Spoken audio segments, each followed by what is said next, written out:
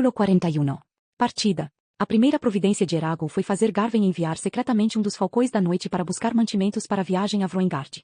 Saphira tinha comido depois da tomada de Dracleona, mas não se banqueteara. Caso contrário, teria ficado lenta e pesada demais para lutar se houvesse necessidade, como de fato ocorrerá. Portanto, ela estava bem alimentada para voar para Vroengard sem parar. Mas, uma vez lá, Eragon sabia que teria de encontrar comida na ilha ou em seus arredores, algo que o preocupava. Posso voar de volta de estômago vazio, garantiu-lhe ela, mas ele não tinha tanta certeza. Em seguida, Eragon enviou um mensageiro para trazer Jormundur e Blodar à sua tenda. Depois que chegaram, Eragon, Arya e Saphira levaram mais uma hora para explicar a situação para eles. Mais difícil ainda, convencê-los de que a viagem era necessária. Blodar foi o mais fácil de convencer, ao passo que Jormundur objetou ferozmente, não porque duvidasse da veracidade da informação de Solembu ou de sua importância, mas, conforme argumentou com veemência crescente, porque se os Varden despertassem e descobrissem que não só Nazuada tinha sido sequestrada, mas também Eragon e Saphira tinham partido para destino ignorado, isso os destruiria. Não podemos permitir que Galbatorix pense que você nos deixou, disse Jormundur. Não quando estamos tão perto de Urubain. Ele poderia mandar Murtagh e Thor para interceptá-lo. Ou poderia aproveitar a oportunidade para esmagar os Varden de uma vez por todas. Não podemos nos arriscar. Eragon foi obrigado a reconhecer que as preocupações eram válidas. Depois de muita discussão, finalmente chegaram a uma conclusão. Blodar e os outros elfos criariam aparições tanto de Eragon quanto de Saphira, do mesmo modo que tinham criado uma de Eragon quando ele fora para as montanhas Beor a fim de participar da eleição e da coroação do sucessor de Rotar. As imagens pareceriam réplicas vivas e pensantes perfeitas de Eragon e Saphira, mas suas mentes seriam vazias, e se alguém espiasse dentro delas o artifício seria descoberto. A imagem de Saphira não poderia falar, e, embora os elfos pudessem imitar a fala de Eragon, também seria melhor evitar isso, de modo que alguma singularidade de dicção não alertasse quem estivesse ouvindo de que as coisas não eram bem o que pareciam. As limitações das imagens significavam que elas funcionariam melhor de longe e que as pessoas que tivessem motivo para interagir com Eragon e Saphira em base mais pessoal, como os reis Orhin e Orik, logo perceberiam que algo não estava certo. Por isso, Eragon ordenou que Garven acordasse todos os falcões da noite e os trouxesse o mais discretamente possível. Quando a companhia inteira estava reunida diante de sua tenda, Eragon explicou ao grupo variado de homens, anões e urgaus porque ele e Saphira partiriam, mas foi deliberadamente vago quanto aos detalhes e manteve o destino em segredo. Explicou como os elfos esconderiam a ausência deles e fez os homens jurarem segredo na língua antiga. Confiava neles, mas nunca poderia ser cuidadoso demais quando se tratava de Galbatorix e seus espiões. Depois, Eragon e Arya visitaram Orhin, Orik, Horan e a feiticeira Triana. Explicaram-lhes a situação da mesma forma que fizeram com os falcões da noite, e obtiveram de cada um juramentos de segredo. O rei Orhin, como Eragon esperara, demonstrou ser o mais intransigente. Manifestou o traje diante da perspectiva de Eragon e Saphira viajarem para Vroengard e se opôs ferozmente à ideia. Questionou a bravura de Eragon, o valor da informação de Solembu e ameaçou retirar suas tropas do exército dos Varden se Eragon fosse adiante com aquele projeto. Foi preciso mais de uma hora de ameaças, lisonjas e persuasão para levá-lo a concordar, e, mesmo depois disso, Eragon temia que Orhin não cumprisse a palavra. As visitas a Orik, Horan e Triana foram mais rápidas, mas Eragon e Arya ainda tiveram de perder com eles o que lhes pareceu uma quantidade absurda de tempo. A impaciência tornou Eragon rude e inquieto. Queria se pôr a caminho, e cada minuto que passava apenas aumentava-se o sentido de urgência. À medida que ele e Arya iam de pessoa em pessoa, o cavaleiro notava, através de sua ligação com Saphira, ligeiros cânticos cadenciados dos elfos, que estavam subjacentes a tudo que ele ouvia, como uma tira de tecido astuciosamente urdida escondida sob a superfície do mundo. Saphira tinha permanecido na tenda dele, e os elfos estavam dispostos em círculo ao redor dela, os braços estendidos e as pontas de seus dedos se tocando ao cantarem. O propósito daquele longo e complicado encantamento era coletar as informações visuais de que precisariam para criar uma representação precisa de Saphira. Era muito difícil imitar a forma de um elfo ou de um ser humano. A de um dragão era mais difícil ainda, especialmente dada a natureza refratária das escamas de Saphira. Apesar disso, a parte mais complexa da ilusão, conforme Blodar dissera a Eragon, seria reproduzir os efeitos do peso de Saphira no ambiente que a cercava cada vez que sua aparição levantasse voo ou pousasse. Quando afinal Eragon e Arya acabaram de fazer a ronda, a noite já tinha cedido lugar ao dia e o sol da manhã se erguia um palmo acima do horizonte. Sob a luz, os estragos causados ao acampamento durante o ataque pareciam ainda maiores. Eragon teria ficado feliz de partir com Saphira e Glaedr naquele momento, mas Jormundur insistiu que ele falasse formalmente aos Varden, pelo menos uma vez, como o novo líder. Portanto, pouco depois, assim que o exército foi reunido, Eragon se viu de pé na traseira de uma carroça vazia, olhando para um campo de rostos voltados para cima, alguns humanos, outros não, e desejando estar em qualquer outro lugar. Quando pedirá ao conselho de Horan sobre o que falar, o primo lhe dissera, lembre-se de que eles não são seus inimigos. Você não tem nada a temer. Eles querem gostar de você. Fale com clareza, com honestidade, e não importa o que você faça, guarde suas dúvidas para si mesmo. Essa é a maneira de conquistá-los. Eles vão ficar assustados e consternados quando você lhes contar sobre Nazuada. Dê-lhes as palavras tranquilizadoras de que precisam e eles o seguirão pelos portões de Urubain. Apesar do encorajamento de Horan, Eragon se sentia apreensivo antes do discurso. Raramente falará para grupos grandes antes, e nunca mais que algumas frases. Contemplando os guerreiros queimados de sol e cansados de batalhas diante de si, concluiu que preferiria lutar sozinho contra 100 inimigos a ter de se expor em público e correr o risco de ser desaprovado. Até o momento em que abriu a boca, Eragon não tinha certeza do que diria. Após começar, as palavras pareceram jorrar por vontade própria, mas estava tão tenso que depois não conseguia se lembrar de grande parte do que dissera. O discurso passou em um borrão. Suas impressões principais foram de calor e suor, dos gemidos dos guerreiros quando souberam do que havia acontecido com Nazuada, dos vivas roucos quando ele os exortara à vitória e do rugido coletivo da multidão quando acabou. Com alívio, saltou da traseira da carroça para onde Arya e Orik esperavam ao lado de Safira. Quando fez isso, os guardas formaram um círculo ao redor deles, protegendo-os da multidão e contendo aqueles que queriam falar com ele. Bom trabalho, Eragon, disse Orik, dando-lhe uma palmadinha no braço. Foi mesmo? Perguntou, sentindo-se atordoado. Você foi muito eloquente, disse Arya. Eragon deu de ombros, constrangido. Intimidava ao recordar que Arya tinha conhecido a maioria dos líderes dos Varden, e ele não podia deixar de pensar que a Jihad ou seu predecessor, Tenor, teriam feito um discurso muito melhor. Orik o puxou pela manga. Eragon se inclinou para o anão. Espero que o que você encontre, seja lá o que for, valha a viagem, meu amigo. Cuide-se e não se deixe matar, disse ele, numa voz quase baixa demais para ser ouvida acima da balbúrdia da multidão. Tenteriai. Para a surpresa de Eragon, Orik o agarrou pelo antebraço e o puxou para um abraço. Que Guntera proteja você. Separando-se dele, Orik estendeu a mão e bateu com a palma no flanco de Safira. E você também, Safira. Façam boa viagem. Safira respondeu com um zumbido baixo. Eragon olhou para Arya. De repente, sentiu-se desajeitado, incapaz de pensar em algo para dizer senão as coisas mais óbvias. A beleza dos olhos dela ainda o cativava, o efeito que exercia sobre ele parecia nunca perder a força. Ela tomou sua cabeça nas mãos e o beijou uma vez, formalmente, na testa. Eragon a encarou, pasmo de espanto. Vgulha vez, maître ono, Argetlam. Que a sorte o acompanhe, mão de prata. Quando Arya ia soltando, ele tomou as mãos dela nas suas. Nenhum mal vai nos acontecer. Não permitirei. Nem se Galbatorix estiver esperando por nós. Se eu precisar, rasgarei montanhas com minhas mãos nuas, mas prometo, voltaremos sãos e salvos. Antes que ela pudesse responder, largou suas mãos e subiu nas costas de Safira. A multidão recomeçou a gritar vivas quando o viu se acomodar na cela. Eragon acenou, e eles redobraram seus esforços, batendo os pés no chão e martelando seus escudos com os punhos das espadas. Eragon viu Blodar e os outros elfos reunidos em um grupo fechado, meio escondido atrás de um pavilhão próximo. Assentiu para eles, que assentiram em resposta. O plano era simples. Ele e Safira partiriam como se pretendessem patrulhar os céus e fazer o reconhecimento do terreno adiante, como normalmente faziam quando o exército estava em marcha. Mas, depois de sobrevoar o acampamento algumas vezes, Safira entraria em uma nuvem e Eragon lançaria um encantamento que a tornaria invisível para quem olhasse de baixo.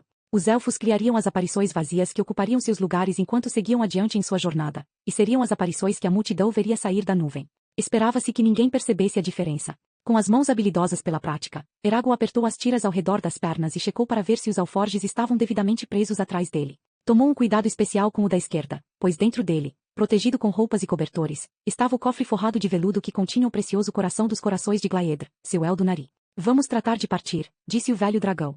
Para Vroengard, exclamou Safira, e o mundo se inclinou e mergulhou ao redor de Eragon. Ela saltava do chão, uma lufada de ar golpeando ao bater das asas maciças do dragão, como as de um morcego, impelidos cada vez para mais alto. Eragon agarrou bem o espinho no pescoço à sua frente, baixou a cabeça contra o vento induzido pela velocidade e tentou parar de se preocupar com o que teriam pela frente. Não havia nada que ele pudesse fazer senão esperar, e ter a esperança de que Safira conseguisse voar até Vroengard e de volta antes que o Império atacasse os Varden novamente, de que Horan e Arya ficassem em segurança, de que ele ainda pudesse de alguma forma resgatar Nazuada, e de que ir para Vroengard era a decisão correta, pois a hora em que finalmente teria de enfrentar Galbatorix se aproximava depressa.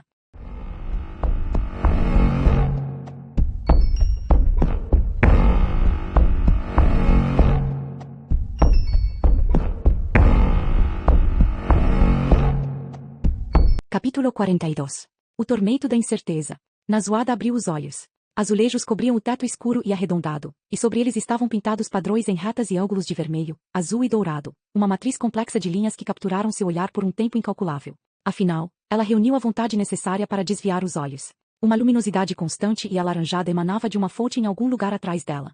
Era forte o suficiente para revelar a forma do aposento octogonal, mas não intensa a ponto de dissipar as sombras que se prendiam como gaze aos cantos, acima e abaixo. Ela engoliu e descobriu que sua garganta estava seca.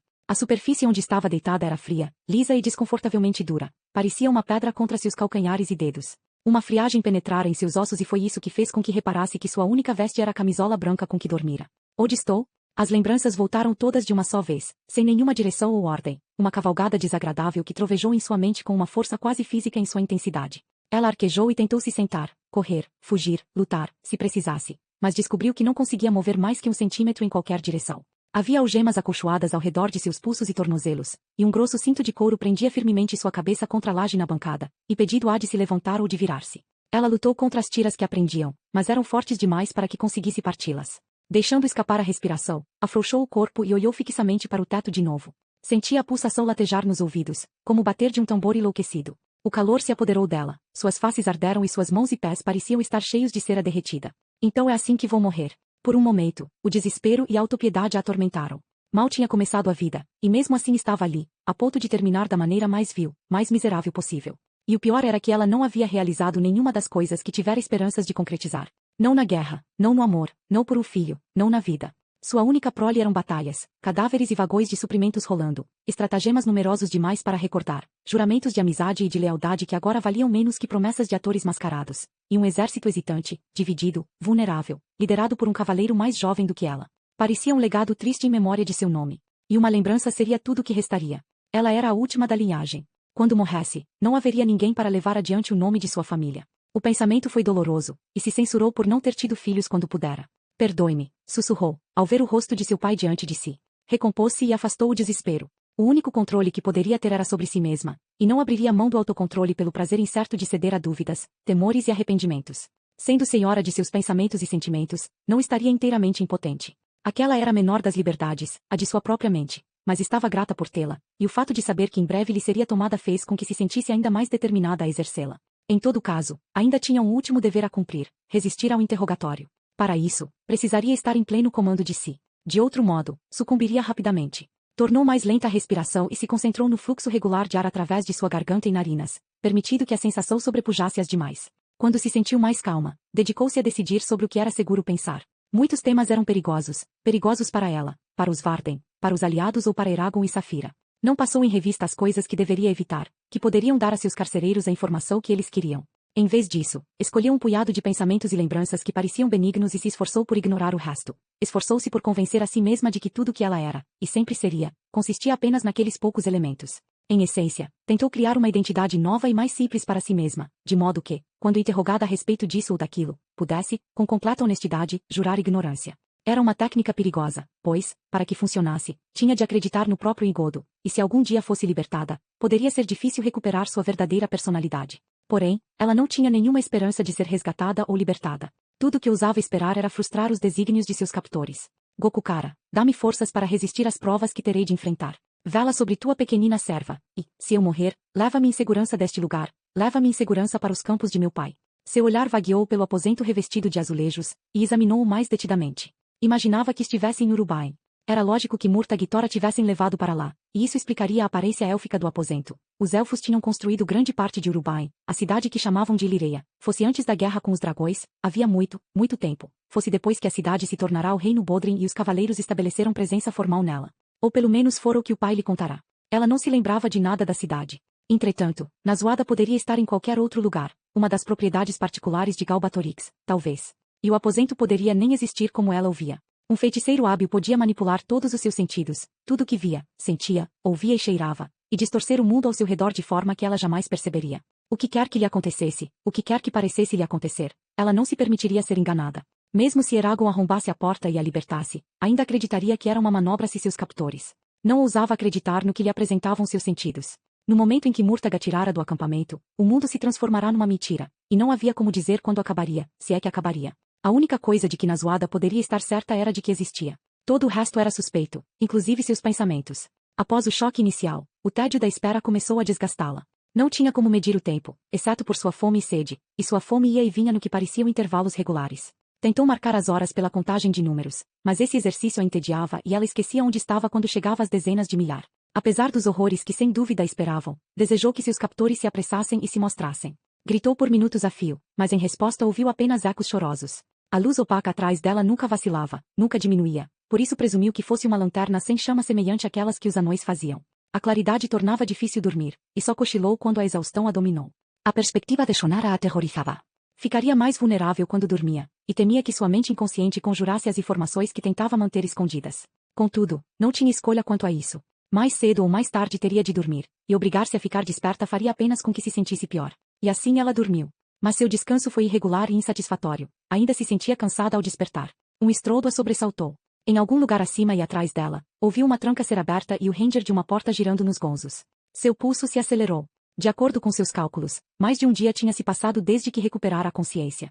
Estava com uma sede dolorosa, sua língua parecia inchada e gosmenta e seu corpo inteiro doía por ter ficado preso em uma única posição por tanto tempo. Um som de passadas descia uma escada. Botas de chola máfia rocavam contra a pedra. Uma pausa. Um estalo de metal. Talvez, facas, algo pior. As passadas recalmacram. Agora se aproximavam dela. Chegando mais perto, mais perto. Um homem grandalhão, vestido numa túnica de lã cinza, entrou em seu campo de visão, trazendo uma bandeja com uma variedade de alimentos: queijo, pão, carne, vinho e água. Ele parou e colocou a bandeja junto à base da parede, virou-se e andou até ela com passo curto, rápido e preciso. Quase delicado. Ofegando ligeiramente, ele se apoiou contra a beira da pedra e a encarou. Sua cabeça parecia uma abóbora, bulbosa no alto e embaixo e estreita no meio. Tinha o rosto bem barbeado e era quase careca, exceto por uma franja de cabelo escuro, cortado curto no alto do crânio. A parte superior de sua fronte era oleosa, as bochechas, carnudas, vermelhas, e os lábios tinham o mesmo tom de cinza da túnica. Os olhos não tinham nada demais, eram castanhos e próximos um do outro. Ele estalou a língua e ela viu que seus dentes se juntavam nas pontas como as hastes de uma pizza e se projetavam mais para fora do restante do rosto do que o normal, dando-lhe um ligeiro bico. Em seu hálito quente e úmido, pairava o cheiro de fígado e cebolas. Faminta como estava, achou o odor nauseante. Nazuada teve consciência de suas vestes excessivamente leves quando o olhar do homem percorreu seu corpo. Ele fazia com que se sentisse vulnerável, como se fosse um brinquedo ou um animal de estimação exposto para sua diversão. Raiva e humilhação fizeram-na enrubescer. Determinada a não esperar que ele demonstrasse suas intenções, ela tentou falar, pedir-lhe água, mas sua garganta estava seca demais. Tudo que conseguiu foi emitir um resmungo. O homem de cinza emitiu um som como quem diz que bobagem. Para sua surpresa, começou a desatar os grilhões. No momento em que se viu livre, ela se sentou na laje, formou uma lâmina com a mão direita e lançou um golpe na direção do pescoço do homem. Ele agarrou-lhe o pulso no ar, aparentemente sem nenhum esforço. Ela rosnou e golpeou-lhe os olhos com os dedos da outra mão. Mais uma vez, ele lhe agarrou o pulso. Ela se debateu, mas o aperto das mãos do homem era forte demais. Seus pulsos pareciam presos em pedra. Frustrada, ela se atirou para a frente e enterrou os dentes no antebraço direito do homem. Sangue esguichou em sua boca, salgado e com gosto de cobre. Ela engasgou, mas continuou a morder. O sangue escorria de seus lábios. Entre seus dentes e contra sua língua, sentia os músculos do antebraço do homem se flexionando como cobras aprisionadas tentando escapar. Fora isso, ele não reagiu. Por fim, ela soltou o braço, recuou a cabeça e cuspiu o sangue no rosto dele. Ainda assim, o homem continuou a contemplá-la com a mesma expressão vazia, sem piscar nem demonstrar nenhum sinal de dor ou raiva. Ela lutou contra as mãos dele mais uma vez e girou quadris e pernas sobre a laje para chutá-lo no estômago. Antes que pudesse desferir o golpe, ele largou seu pulso esquerdo e lhe deu um violento tabefe no rosto. Uma luz branca lampejou por trás de seus olhos, e uma explosão sem som pareceu irromper ao redor de Nazuada. Sua cabeça foi lançada para o lado e seus dentes se chocaram, e a dor desceu numa pontada pela coluna vinda da base de seu crânio. Quando a visão clareou, ela ficou sentada olhando furiosa para o homem, mas não fez nenhum movimento para atacá-lo de novo. Compreendeu que estava à mercê dele. Compreendeu que precisava encontrar algo com que apunhalá-lo na garganta ou no olho para poder dominá-lo. O homem de cinza largou seu outro pulso e enfiou a mão no bolso da túnica para tirar um lenço branco. Ele o passou no rosto, limpando cada gota de sangue e cuspe. Amarrou o lenço ao redor do antebraço ferido, usando os dentes para segurar uma ponta do tecido. Nazuada se contraiu quando ele estendeu a mão e a agarrou pelo braço, os dedos grandes e grossos lhe envolvendo a circunferência do braço. Ele a puxou da laje cinza, e as pernas dela se dobraram ao bater no chão. Ficou pendurada à mão do homem, como uma boneca, o braço torcido em um ângulo desajeitado acima da cabeça. Ele a puxou e a pôs de pé. Dessa vez, as pernas ficaram firmes. Apoiando-a, o homem guiou-a até uma pequena porta lateral que ela não podia ver de onde estivera deitada. Um curto lance de escadas levava a uma segunda porta, maior,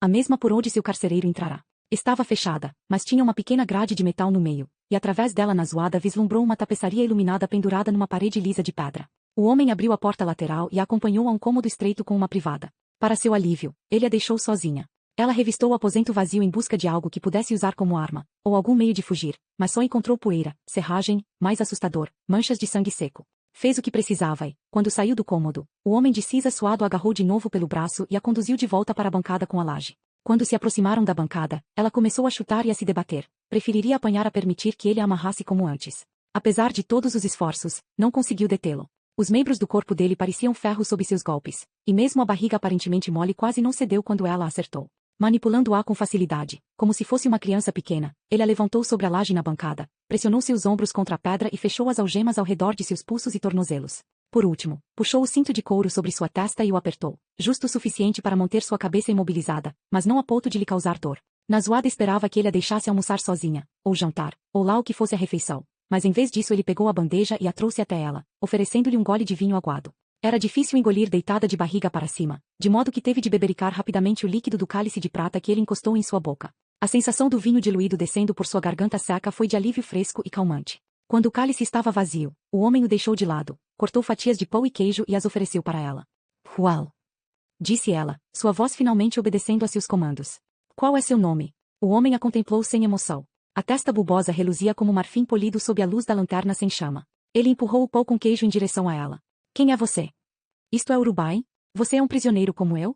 Poderíamos ajudar um ao outro. Galbatorix não é onisciente. Juntos, poderíamos encontrar uma forma de fugir. Pode parecer impossível, mas não é, juro. Continuou a falar numa voz baixa e calma, esperando dizer algo que conquistasse a simpatia do homem ou atraísse seu interesse. Sabia que podia ser persuasiva, longas horas de negociação em favor dos Varden já tinham lhe provado isso, mas suas palavras pareciam não ter efeito algum sobre o homem.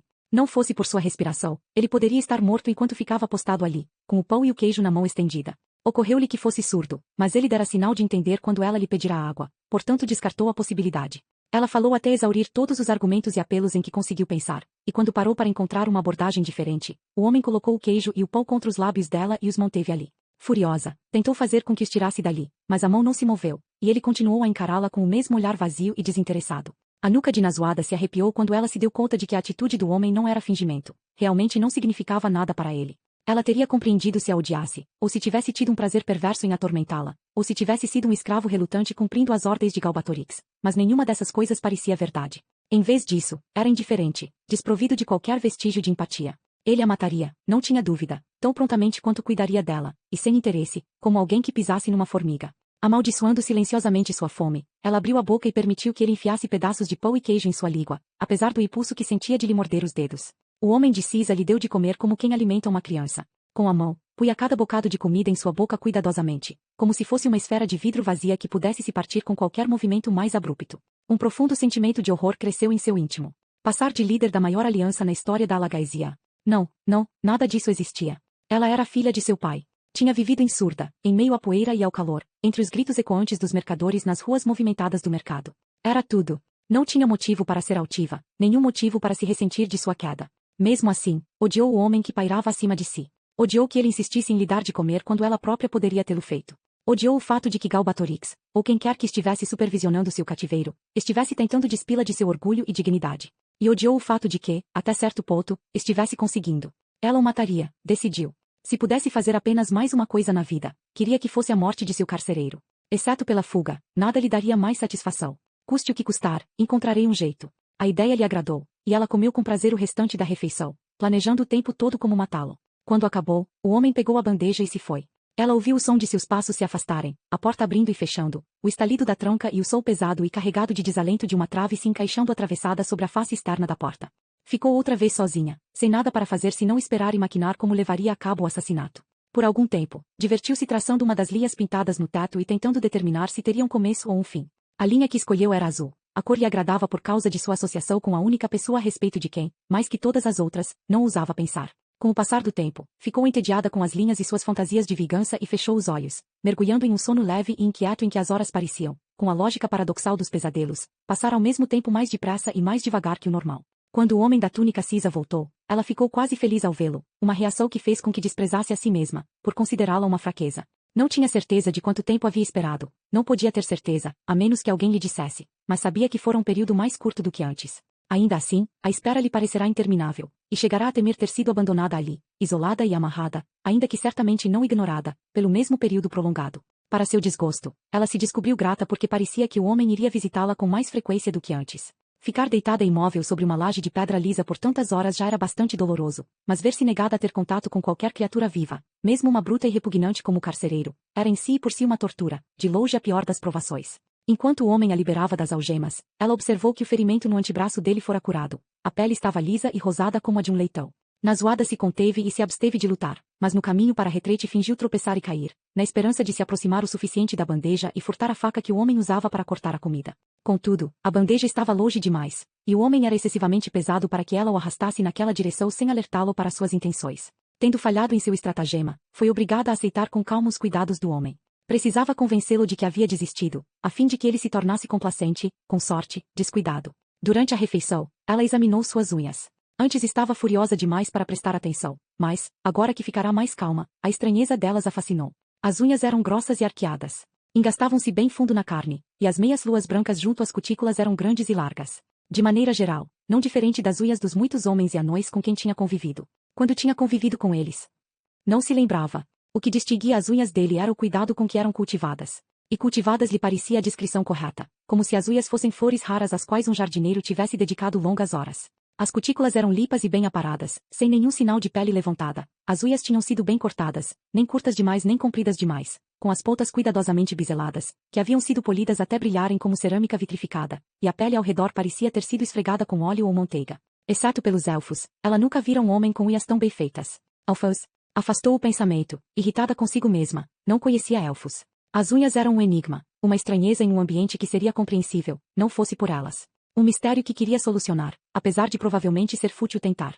Na zoada se perguntou quem seria o responsável pelas condições exemplares das unhas. Será que era ele mesmo? O homem parecia ser extremamente detalhista e ela não podia imaginar que tivesse uma esposa, uma filha, um criado ou qualquer outra pessoa próxima que pudesse dedicar tanta atenção às lâminas que recobriam as extremidades dos dedos. É claro, percebeu, poderia estar enganada. Muitos veteranos endurecidos pela guerra, homens sérios, de poucas palavras, cujos únicos amores pareciam ser vinho, mulheres e guerra, a haviam surpreendido com alguma faceta de caráter que não combinava com a aparência exterior, um talento para esculpir madeira, uma tendência de memorizar poemas românticos, um amor por cães de caça, uma devoção feroz a uma família que mantinham escondida do restante do mundo. Tinham-se passado anos antes que ela soubesse que Jor interrompeu o pensamento sem ir adiante. Em todo caso, a pergunta que mantinha girando em sua mente era simples: por quê? Motivações eram reveladoras, mesmo em se tratando de coisas pequenas como unhas. Se eram obra de outra pessoa, então certamente eram fruto de um grande amor ou de um grande medo. Mas duvidava de que fosse esse o caso, de alguma forma parecia não se encaixar. Se, em vez disso, eram obra do próprio homem, uma variedade de explicações seriam possíveis.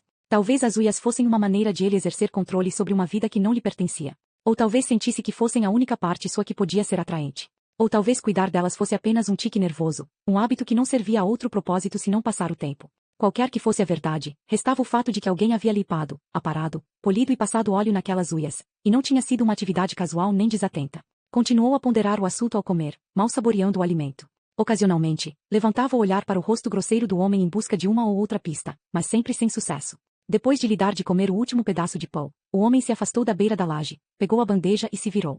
Ela mastigou e engoliu o pão o mais depressa que pôde sem engasgar. Então, com a voz rouca e alquebrada pela falta de uso, disse: "Você tem belas unhas. São muito brilhantes." O homem se deteve em meio a um passo, e sua cabeça grande e pesada se virou para ela. Por um momento, pensou que ele fosse lhe bater de novo, mas então os lábios descorados lentamente se abriram e ele sorriu para ela, mostrando todos os dentes. Ela conteve um tremor. O homem parecia a ponto de arrancar com os dentes a cabeça de uma galinha. Ainda com a mesma expressão perturbadora, o carcereiro seguiu adiante e saiu de sua linha de visão, e alguns segundos mais tarde ela ouviu a porta da cela se abrir e se fechar. Um sorriso surgiu em seus lábios. Orgulho e vaidade eram fraquezas que ela podia explorar. Se havia uma coisa em que tinha grande competência era em dobrar os outros à sua vontade. O homem lhe dera o mais minúsculo dos pontos de apoio, não mais que um ponto de apoio para um dedo, na verdade, ou melhor dizendo, um ponto de apoio para uma unha, mas era tudo de que ela precisava. Agora, podia começar a escalada.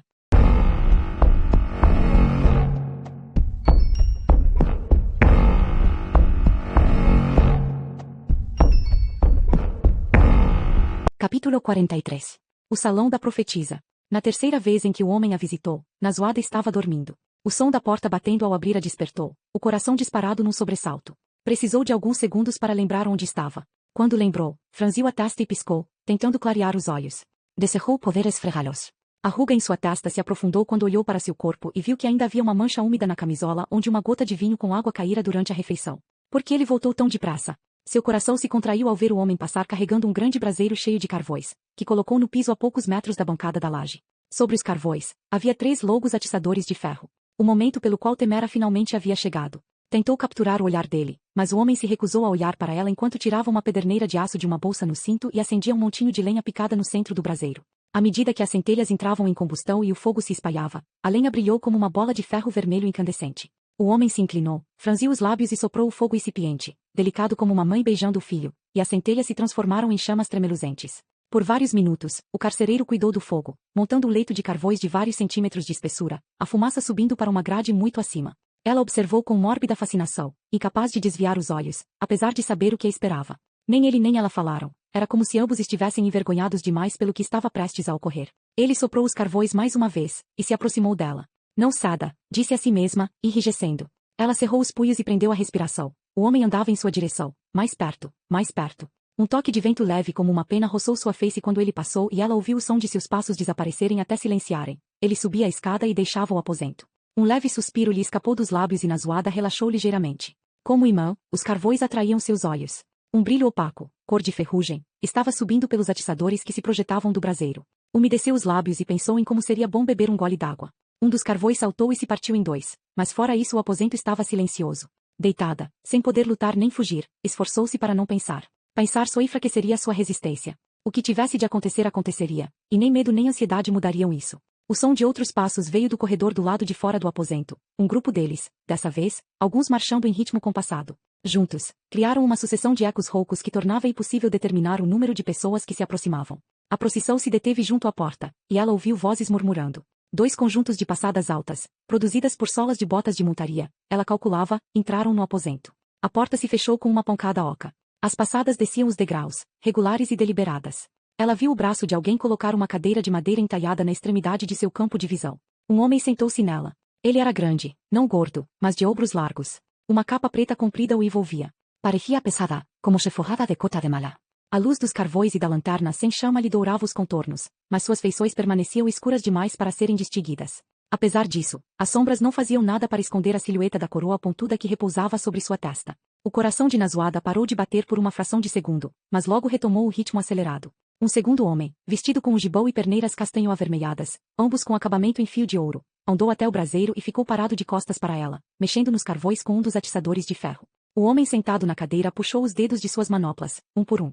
Tyru as lovers. Por baixo delas, as mãos eram da cor de bronze escurecido. Quando falou, sua voz era baixa, rica e imperiosamente sedutora. Qualquer bardo que possuísse um instrumento tão melífluo teria tido o nome cantado como mestre entre os mestres. O som da voz dele fazia sua pele se arrepiar. As palavras pareciam correr sobre ela como ondas cálidas de água, acariciando-a, cativando-a, prendendo-a. Chegou à conclusão de que ouvi-lo era tão perigoso quanto ouvir Elva. Bem-vinda a Urubai, Nazuada filha de Ajihad, disse o homem na cadeira. Bem-vinda a meu lar, sob estas pedras antigas. Faz muito tempo que um convidado de sua grande distinção não nos agracia com sua presença. Minhas energias estavam ocupadas com outras coisas, mas lhe garanto que, de agora em diante, não negligenciarei meus deveres de anfitrião.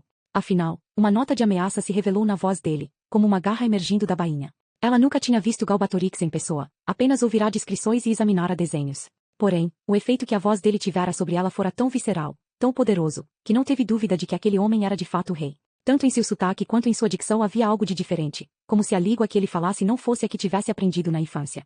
Era uma diferença sutil, mas impossível de ignorar depois de identificada. Talvez, concluiu ela, fosse porque a língua havia mudado com o passar dos anos desde que ele nascerá. Parecia ser a explicação mais razoável, pois a maneira de falar dele a recordava de... Não a recordava de nada. Ele se inclinou para a frente, e Nazuada sentiu o olhar dele se cravar nela. Você é mais jovem do que eu esperava. Soube que apenas recentemente atingiu a maioridade, mas, mesmo assim, você não passa de uma criança. Muitos me parecem crianças ultimamente, crianças inquietas, levadas e imprudentes que não sabem o que é melhor para elas, que precisam da orientação dos mais velhos e mais sábios. Como você? Perguntou ela em tom de desdém. Ela ouviu uma risadinha baixa. Você preferiria que os elfos nos governassem? Sou o único de nossa raça que consegue mantê-los à distância. De acordo com a opinião deles, mesmo nossos mais velhos anciões seriam considerados jovens inexperientes, despreparados para as responsabilidades da vida adulta. Na opinião deles você também o é.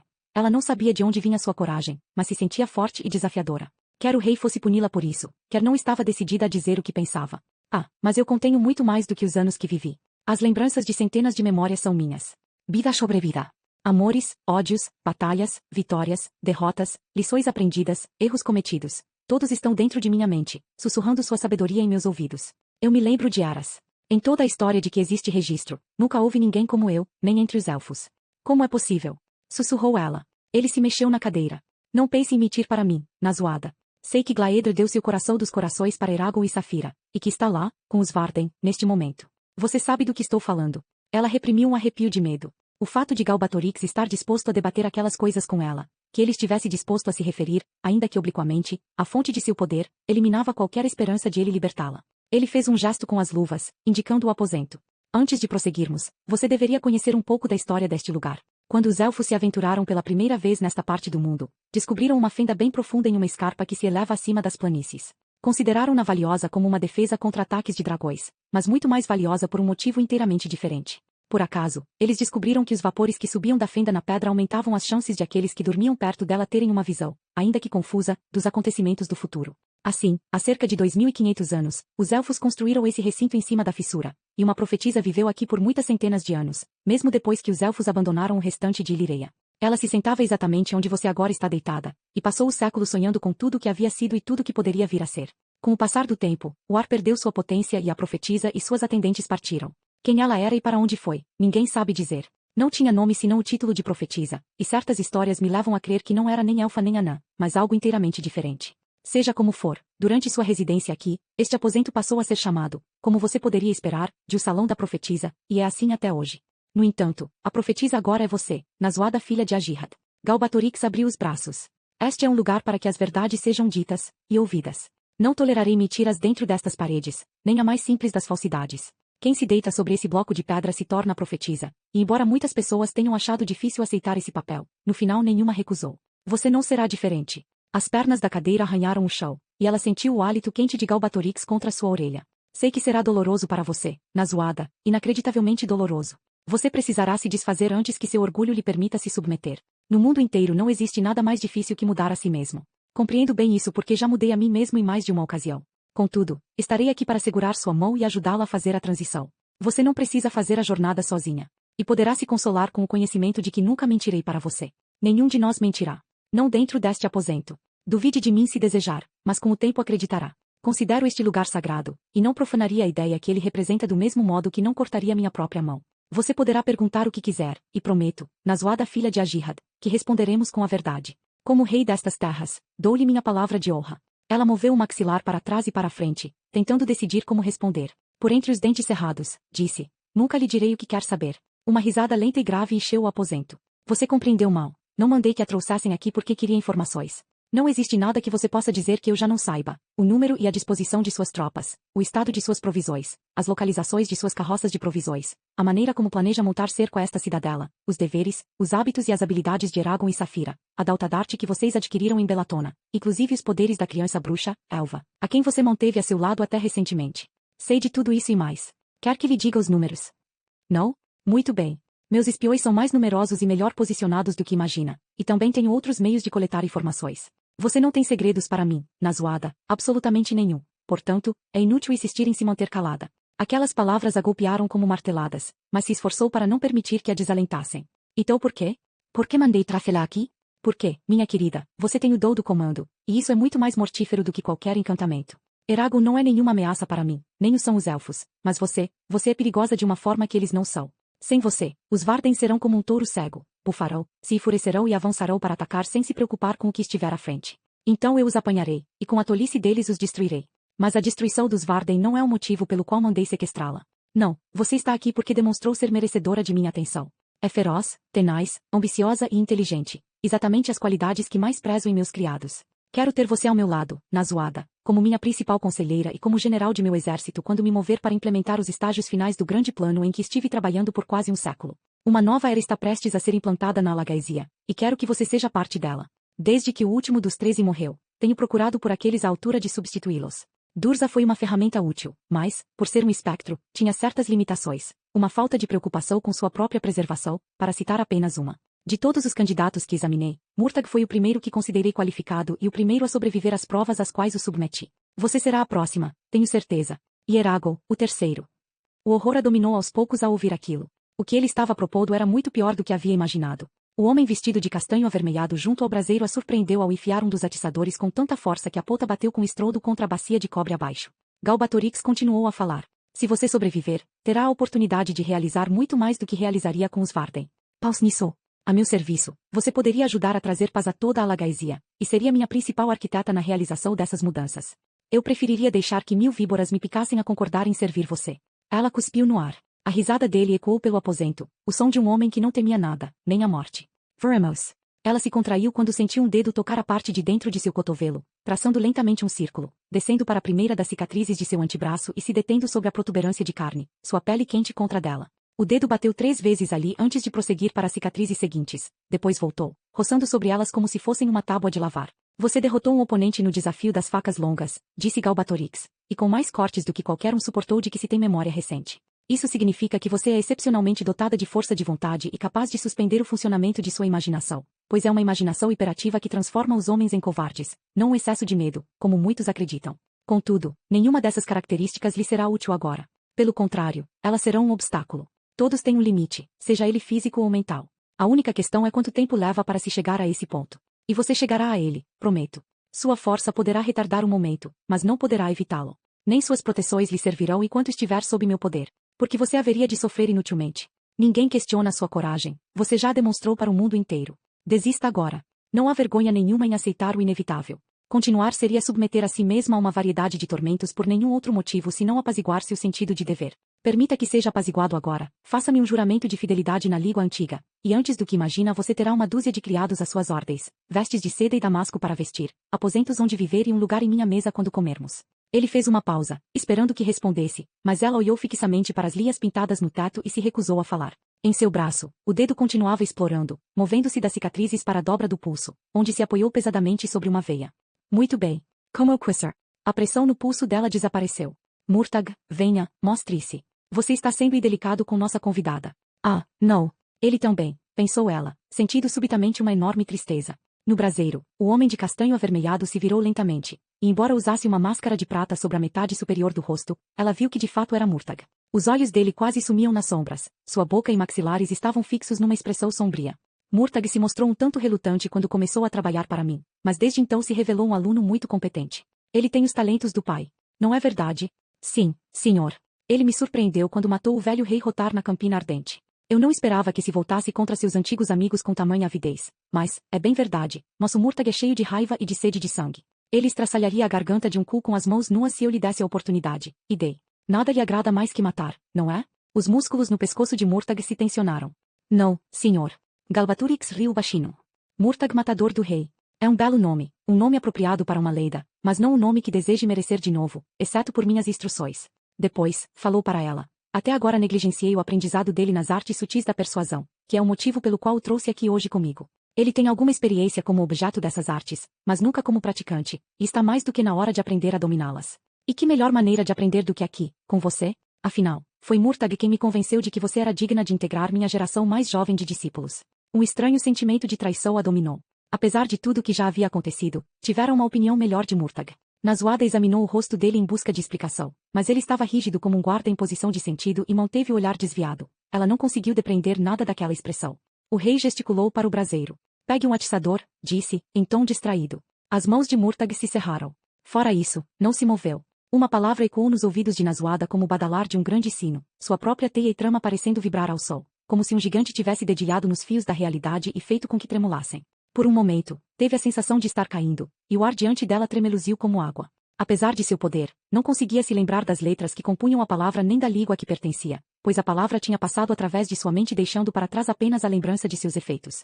Murtagh estremeceu, torceu-se, agarrou o punho de um dos atiçadores e o tirou do braseiro com um movimento hesitante. Faíscas voaram no ar quando o ferro saiu do meio do carvão, e várias brasas incandescentes caíram ao chão em espirais, pinhões se soltando das pinhas. A ponta do atiçador incandecia em um tom amarelo claro e brilhante que depois escureceu para um tom alaranjado escuro. A luz do metal quente refletia na meia máscara lisa de Murtagh, dando-lhe uma aparência grotesca e inumana. Ela também viu a si mesma refletida na máscara, sua forma distorcida em um torso avantajado com pernas finas que desapareciam em linhas pretas ao longo da curva da face de Murtagh.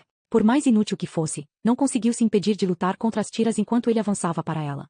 Não compreendo, disse para Galbatorix com fingida calma. Não vai usar sua mente contra mim? Não que ela desejasse isso, mas preferiria se defender de um ataque contra sua consciência a suportar a dor do ferro quente. Haverá tempo para isso mais tarde, se houver necessidade, respondeu Galbatorix. Por ora, estou curioso para descobrir o quanto você é realmente corajosa, Nazuada, filha de Ajihad. Além disso, eu preferiria não tomar o controle de sua mente e obrigá-la a jurar lealdade e fiel vassalagem a mim. Quero que tome essa decisão por sua livre e espontânea vontade e de plena posse de suas faculdades. Por quê? Balbuciou ela. Porque me agrada. Agora, pela última vez, você vai se submeter? Nunca. Como Quira. Myrtle. O atiçador desceu em direção a ela, a ponta como um rubi gigante e fulgurante. Eles não lhe deram nada para morder, de modo que ela não teve escolha senão gritar. O aposento de 8 paredes reverberou com os sons de sua agonia até que sua voz desapareceu e uma escuridão absolutamente devoradora a envolveu.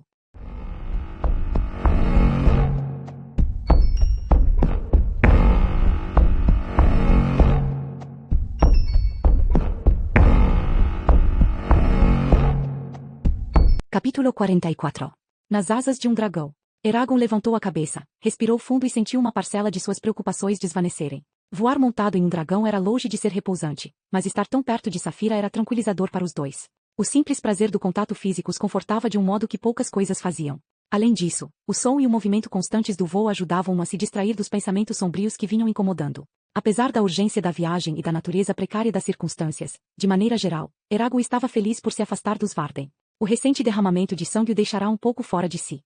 Desde que se juntara a eles em Fenster, tinha passado a maior parte do tempo combatendo ou esperando para combater, e a tensão começava a exauri-lo, especialmente depois da violência e do horror de Dracleona. Pelos Varden, havia matado centenas de soldados, poucos dos quais tinham chance de feri-lo, e embora suas ações fossem justificadas, as lembranças o perturbavam. Ele não queria que cada luta fosse desesperada e que cada oponente fosse um adversário à sua altura, longe disso. Mas, ao mesmo tempo, a morte fácil de tantos fazia com que se sentisse mais como um açougueiro do que como um guerreiro. A morte, acabará por concluir, era uma coisa corrosiva, e quanto mais próximo estava dela, mais era corroído. Contudo, estar sozinho com Saphira, e Glaedr, conquanto o dragão dourado tivesse se mantido reservado desde a partida, ajudava Eragon a recuperar um sentido de normalidade. Ele se sentia mais confortável sozinho ou em pequenos grupos e preferia não passar o tempo em cidades pequenas ou grandes ou mesmo em um acampamento como o dos Varden.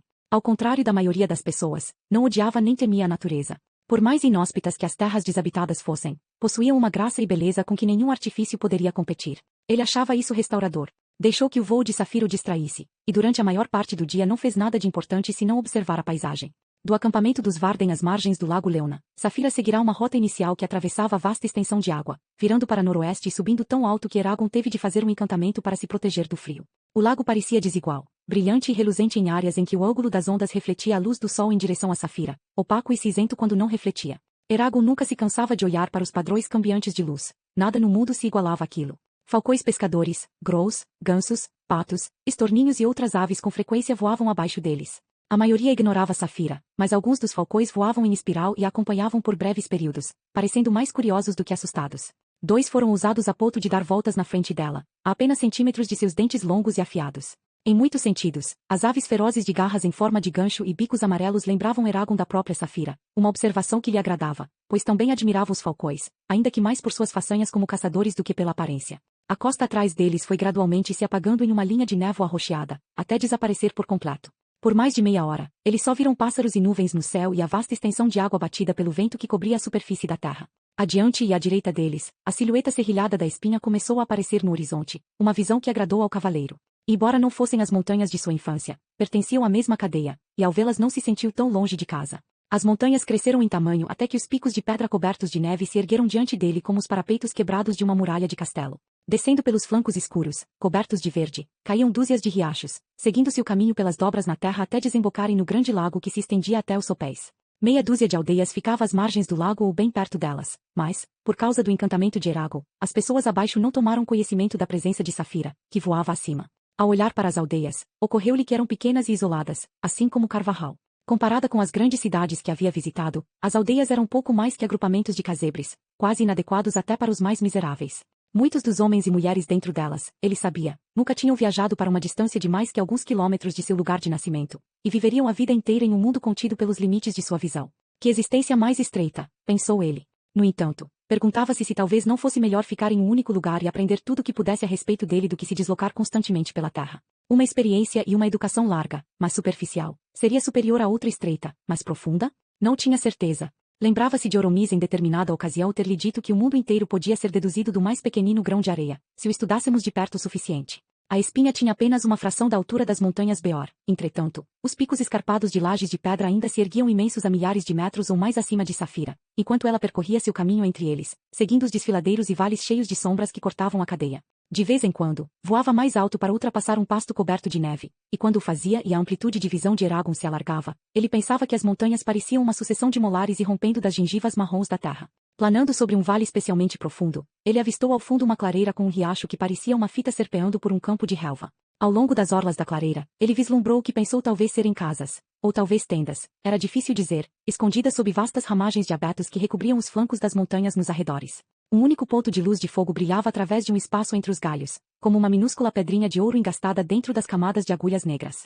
Pensou ter visto uma figura solitária se afastando do riacho. A figura parecia estranhamente corpulenta, e sua cabeça grande demais para o corpo. Acho que aquilo era um urgal. Onde? Perguntou Safira, e ele percebeu a curiosidade dela. Na clareira atrás de nós. Ele dividiu a lembrança com ela. Gostaria que tivéssemos tempo para voltar e descobrir. Gostaria de ver como vivem. Ela fulgou. Fumaça quente jorrou de suas narinas e rolou pelo pescoço dela e para cima dele. Poderiam não receber muito bem um dragão e um cavaleiro aterrissando entre eles sem nenhum aviso.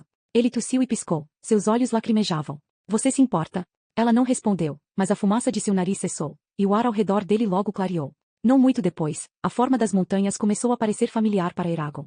Uma longa fenda se abriu diante de Safira e ele se deu conta de que estavam sobrevoando o passo que levava a Teir, o mesmo desfiladeiro pelo qual ele e Brou tinham cavalgado 2 vezes. Continuava mais ou menos como lembrava. O braço oeste do rio Tuarca ainda fluía rápido e forte em direção ao mar distante, a superfície da água riscada por cristas brancas onde rochedos interrompiam seu curso. A estrada rústica que ele e Bron haviam seguido junto à margem do rio ainda era uma linha clara e poeirenta pouco mais larga que uma trilha de veados. Até pensou ter reconhecido uma moita de árvores onde tinham parado para comer. Safira se virou para o oeste e seguiu descendo o rio até que as montanhas cederam lugar a campos verdejantes banhados pelas chuvas. Em seguida ajustou a rota tomando um rumo mais para o norte. Eragon não questionou sua decisão. O dragão nunca parecia perder a direção, mesmo numa noite sem estrelas ou quando estava no fundo da terra em Fartendur. O sol estava perto do horizonte quando saíram da espinha. À medida que o crepúsculo descia sobre a terra, Eragon se ocupou tentando imaginar maneiras de apoiar, emboscar, matar ou enganar Galbatorix. Após algum tempo, Glaedra emergiu de seu isolamento autoimposto e se juntou a ele em seus esforços. Passaram cerca de 1 hora debatendo várias estratégias, e treinaram atacar e defender um ao outro com suas mentes. Safira também participou no exercício, mas com sucesso limitado, uma vez que voar tornava difícil para ela se concentrar em outra coisa. Mais tarde, Eragon contemplou as estrelas frias por algum tempo. Dirigiu-se a Glaedra. Será que o cofre das almas poderia conter algum Eldunari que os cavaleiros esconderam de Galbatorix? Não, respondeu Glaedra sem hesitação. É impossível. Oromis e eu teríamos sabido se Vrael tivesse sancionado um plano semelhante. E se algum Eldunari tivesse sido deixado em Vroengard, nós o teríamos descoberto quando voltamos para dar uma busca na ilha. Não é tão fácil esconder uma criatura viva quanto você imagina. Por que não? Se um ouriço se transforma em uma bola, isso não significa que ele se tornou invisível, não é? Mentes não são diferentes. Você pode proteger seus pensamentos dos outros, mas sua existência ainda é aparente para qualquer um que dê uma busca na área. Mas com o encantamento você poderia. Se um encantamento adulterasse nossos sentidos, saberíamos, pois tínhamos proteções para impedir que isso acontecesse. Então, não existem Eldunari, concluiu Eragon, desanimado. Infelizmente não. Voaram em silêncio com a lua crescente se erguendo acima dos picos serrilhados da espinha. Sob a luz da lua, a terra parecia ser feita de estanho, e Eragon se divertiu imaginando que fosse uma imensa escultura que os anões tivessem entalhado e guardado numa caverna tão grande quanto a própria Lagaisia. Eragon podia sentir o prazer que Glaedra encontrava no voo. Como ele e Safira, o velho dragão parecia acolher com satisfação a oportunidade de deixar as preocupações para trás em terra firme, mesmo que por apenas um breve intervalo, e voar alto e livre pelo céu. Foi Safira quem falou a seguir. Entre as batidas lentas e pesadas de suas asas, disse para Glaedra, conte-nos uma história, Ebrithil. Que tipo de história gostaria de ouvir? A história de como você e Oromis foram capturados pelos renegados e como escaparam. Ao ouvir isso, o interesse de Eragon aumentou. Sempre tivera curiosidade sobre aquele episódio, mas nunca tivera coragem de perguntar a Oromis.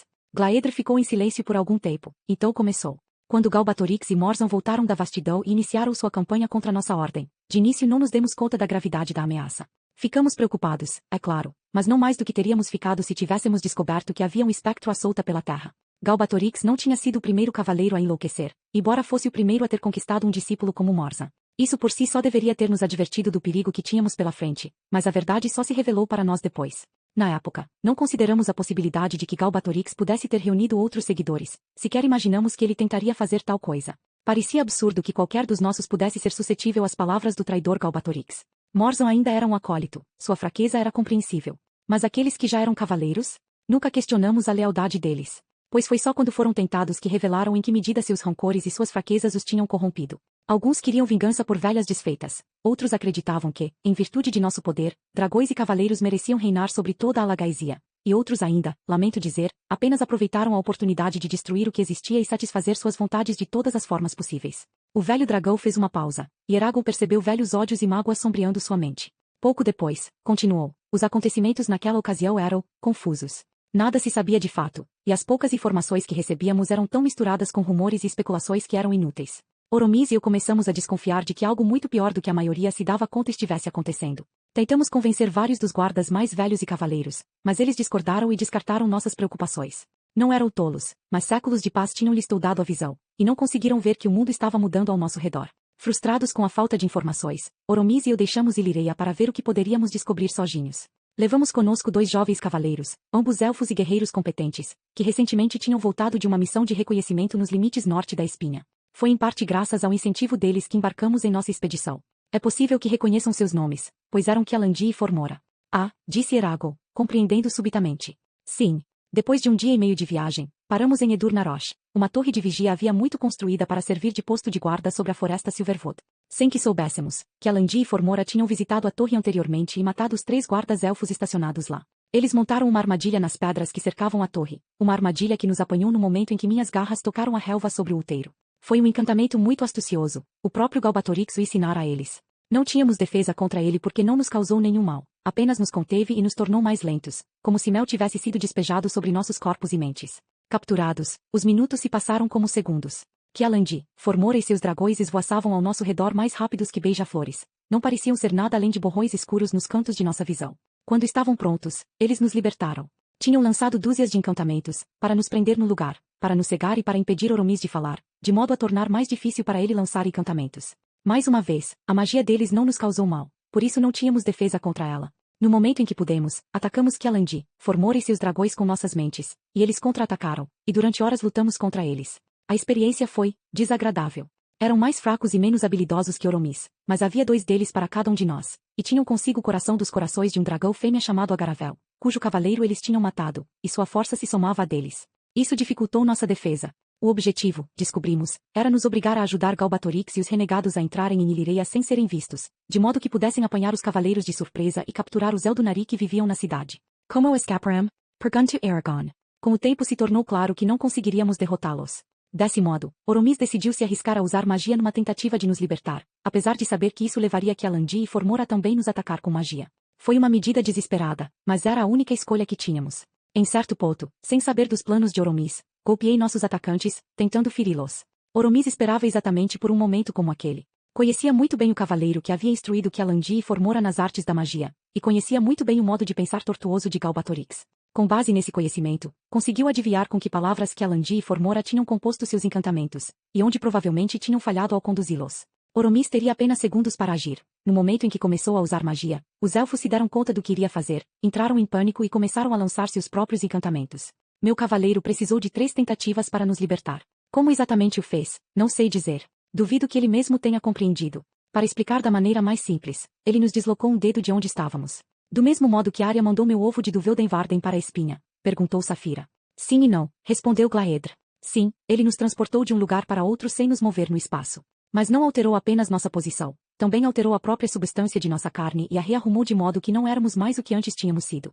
Muitas das partes menores de nossos corpos podem ser trocadas umas pelas outras sem efeitos nocivos, e ele fez isso com cada músculo, osso e órgão. Eragon franziu o senho. Um encantamento como aquele era uma enorme façanha, uma maravilha de destreza mágica que poucos na história poderiam ter tido a esperança de realizar. Mesmo assim, apesar de estar muito impressionado, Eragon não pôde deixar de perguntar. Mas como pode ter funcionado? Vocês ainda seriam as mesmas pessoas que antes. Seríamos e ao mesmo tempo não seríamos. A diferença entre quem tínhamos sido e quem passamos a ser era ligeiríssima, mas foi suficiente para tornar inúteis os encantamentos que Kialandi e Formora tinham criado contra nós. E os encantamentos que lançaram quando perceberam o que Oromis estava fazendo? Perguntou Safira. Uma imagem de Glaedra agitando as asas veio a Eragon, como se estivesse cansado de ficar muito tempo na mesma posição. O primeiro encantamento, de Formora, tivera a intenção de nos matar, mas nossas defesas o impediram. O segundo, de Kialandi, era algo diferente. Era um encantamento que Kialandi aprenderá com Galbatorix, e ele com os espíritos que possuíram Durza. Disso eu sei, pois estava em contato com a mente de Kialandi no momento em que o lançava. Era um encantamento astuto e perverso, cujo propósito era impedir Oromis de manipular o fluxo de energia ao seu redor, e desse modo impedi-lo de usar magia. Kialandi fez o mesmo com você? Ele teria feito, mas temeu que pudesse me matar ou cortar minha conexão com meu coração dos corações e assim criar 2 versões independentes de mim que eles depois tivessem de dominar. Mais do que os elfos, dragões dependem da magia para existir. Sem magia, logo morreríamos. Eragon percebeu que Safira tinha ficado curiosa. Isso alguma vez aconteceu?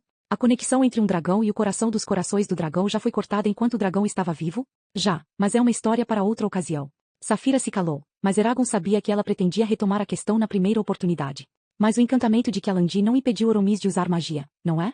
Não inteiramente. Deveria, mas Kialandi lançou o encantamento no mesmo instante em que Oromis nos deslocava de um lugar para outro, e assim seu efeito foi um tanto reduzido.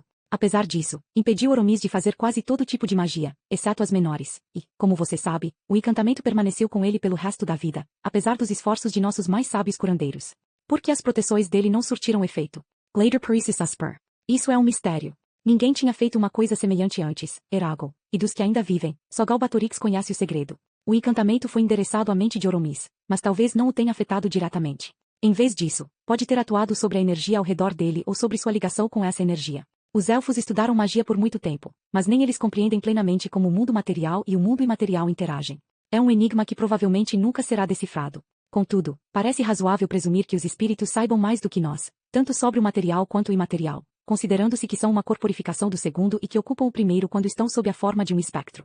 Qualquer que seja a verdade, o resultado foi este. Oromis lançou seu encantamento e nos libertou, mas o esforço foi demais para ele, que acabou acometido por uma convulsão. Nunca mais conseguiu lançar um encantamento tão poderoso, e depois daquilo passou a sofrer de uma fraqueza da carne que o teria matado se não fosse sua habilidade com magia. A fraqueza já estava nele quando Kialandi e Formora nos capturaram, mas, quando ele nos deslocou e reordenou as partes de nossos corpos, ele trouxe-a à tona. Não fosse por isso, a doença poderia ter ficado latente por muitos anos. Oromis caiu ao chão, tão impotente quanto um filhote recém-nascido, quando Formora e seu dragão, um monstro feio e marrom, corriam para cima de nós, com os outros logo atrás. Saltei por cima de Oromis e ataquei. Se eles tivessem se dado conta de que Oromis estava incapacitado, teriam se aproveitado do estado dele para penetrar em sua mente e se apoderar dela.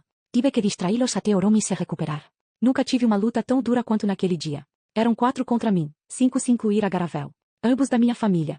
O marrom e o púrpura de Kialandi eram menores que eu, mas os dentes eram afiados e as garras, ligeiras. Mesmo assim, a fúria me deu uma força maior que a normal e causei graves ferimentos a ambos. Kialandi foi tolo ao se colocar ao meu alcance, e eu o agarrei e o arremessei contra seu próprio dragão. Glaedra emitiu um som de divertimento. A magia dele não o protegeu contra isso. Um dos espinhos nas costas do púrpura o empalou, e eu poderia tê-lo matado ali, naquela hora, se o marrom não tivesse me obrigado a recuar. Devemos ter lutado por pelo menos mais 5 minutos antes de eu ouvir Oromis gritar que tínhamos de fugir. Atirei terra no rosto de meus inimigos e voltei para junto de Oromis. Agarrei-o com minha pata dianteira.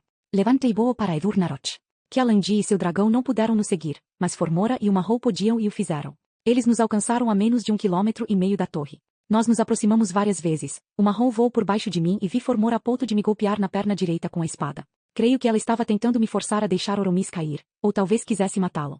Eu me retorci para evitar o golpe e em vez de minha perna direita a espada golpeou a esquerda, cortando-a fora. A lembrança que passou pela mente de Glaedra foi a de uma sensação dura, fria, colante, como se a espada de Formora tivesse sido forjada em gelo, e não aço. A sensação deixou Eragon nauseado. Ele engoliu em seco e apertou a mão na frente da cela, grato por Safira estar em segurança. Doeu menos do que você poderia imaginar, mas eu sabia que não poderia continuar a lutar. Por isso me virei e corri em direção a Ilireia tão depressa quanto minhas asas podiam me levar. Em certo sentido, a vitória de Formora operou contra ela, pois sem o peso de minha perna, consegui deixar o marrom para trás e escapar. Oromis pôde parar o sangramento, mas nada além disso, e estava fraco demais para contatar Vrael ou os outros cavaleiros mais velhos e avisá-los dos planos de Galbatorix. Depois que Kialandi e Formora o informassem do acontecido, sabíamos que Galbatorix atacaria Ilireia em pouco tempo. Se ele esperasse, apenas nos daria tempo de fortificar nossas defesas, e por mais forte que fosse, naquela época, a surpresa era a maior arma de Galbatorix. Quando chegamos a Ilireia, ficamos consternados ao ver que poucos de nossa ordem ainda estavam lá. Em nossa ausência, outros tinham partido para procurar Galbatorix ou para se consultar com Vrael pessoalmente em Vroengard. Convencemos os que permaneciam lá do perigo e os fizemos avisar a Vrael e aos outros dragões e cavaleiros mais velhos.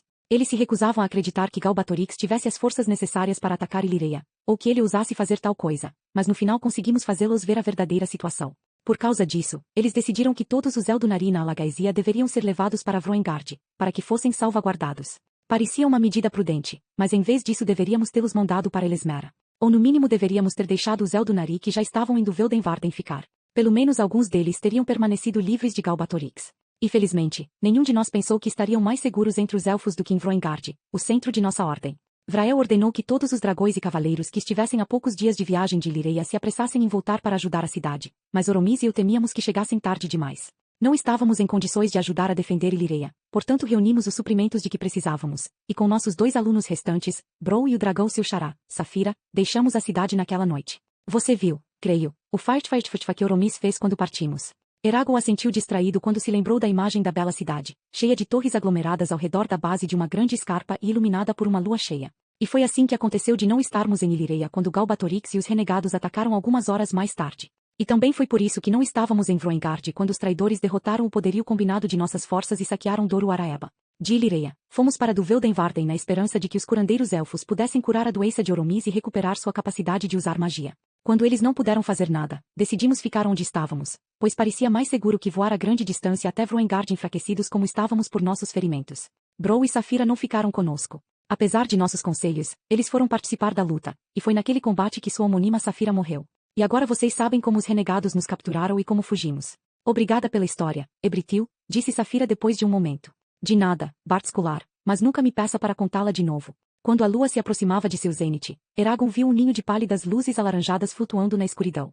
Levou um momento para se dar conta de que eram as tochas e as lanternas de Teir, a muitos quilômetros de distância. Alto, acima das outras luzes, um ponto amarelo brilhante apareceu por um segundo, como um grande olho fitando-o furiosamente. Logo desapareceu e reapareceu, acendendo e apagando em um ciclo contínuo, como se o olho estivesse piscando.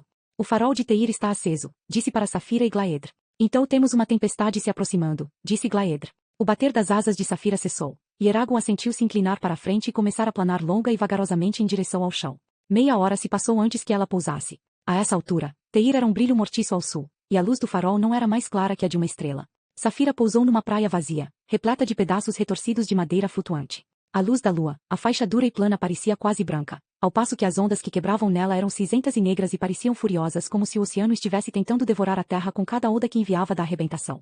Eragon desafivelou as tiras ao redor das pernas e desceu de Safira, agradecido pela oportunidade de esticar os músculos. Reparou no cheiro de maresia ao correr pela areia em direção a um grande pedaço de madeira flutuante, a capa esvoaçando atrás dele. Ao chegar ao pedaço de madeira, virou-se e correu de volta para Safira. O dragão estava sentado onde ele o deixara, olhando fixamente para o mar. Ele parou, perguntando-se se Safira iria falar, pois sentia uma grande tensão em seu íntimo, mas quando ela permaneceu em silêncio, Eragon virou-se e correu de novo para o pedaço de madeira flutuante. Ela falaria quando estivesse pronta. O cavaleiro correu de lá para cá e de cá para lá até o corpo estar aquecido e as pernas bobas. Durante todo aquele tempo, Safira manteve o olhar fixo em algum ponto ao longe. Quando Eragon se atirou sobre um leito de juça ao lado dela, Glaedr disse, seria tolice tentar. Eragon inclinou a cabeça sem ter certeza de com quem o dragão falava. Sei que consigo, disse Safira. Você nunca antes esteve em Vroengard, disse Glaedr. E se houver uma tempestade, poderia empurrá-la para longe sobre o mar, ou pior. Mais de um dragão já morreu por excesso de confiança. O vento não é seu amigo, Safira. Ele pode ajudar você, mas também pode destruí-la. Não sou um filhote para ser instruída sobre o vento. Não, mas ainda é jovem, e não acho que esteja pronta para isso. De outra forma, vai demorar demais. Talvez, mas é melhor chegar lá em segurança do que não chegar. Posso saber a respeito de que estão falando? Perguntou Eragon. Temos uma escolha a fazer, disse Glaedr. Daqui, Safira pode voar direto para Vroengard ou seguir a linha da costa rumo ao norte até chegar ao ponto no continente mais próximo da ilha e então, só então, deve virar para o oeste e atravessar o mar. Que caminho seria o mais rápido? Perguntou Eragon, embora já tivesse adivinhado a resposta. Vordorito daqui, respondeu Safira. Mas, se ela fizer isso, estará sobre a água o tempo todo. Safira se irritou. Não é mais longe do que foi dos Varden até aqui. Ou estou enganada? Você agora está mais cansada, e se houver uma tempestade? Voarei ao redor da tempestade, disse ela e fungou, soltando um jato de chama azul e amarela das narinas. A chama ofuscou a visão de Eragon, deixando uma imagem posterior lampejante. Ah, agora não consigo ver. Ele esfregou os olhos tentando ajudar a fazer o lampejo desaparecer. Será que voar direto para lá seria perigoso? Poderia ser, respondeu Glaedr. Quanto tempo mais levaria seguindo pela costa? Meio-dia, talvez um pouco mais. Eragon coçou os restolhos de barba no queixo olhando para a massa assustadora de água. Levantou os olhos para Safira e em voz baixa perguntou. Tem certeza de que consegue fazer isso? Tanta certeza quanto é possível ter, respondeu ela. Ele assentiu e passou as mãos nos cabelos, tentando se acostumar à ideia. Temos de arriscar. Glaedr, se for preciso, pode guiá-la? Pode ajudá-la? O velho dragão ficou em silêncio por algum tempo. Depois, surpreendeu Eragon ao cantarolar em sua mente, exatamente como Safira fazia quando estava satisfeita ou se divertido com algo. Muito bem. Se devemos tentar o destino, não sejamos covardes. Vamos fazer a travessia pelo mar. Decidida a questão, Eragon tornou a montar em Safira, e com um único salto ela deixou para trás a segurança da terra sólida e saiu voando sobre as ondas.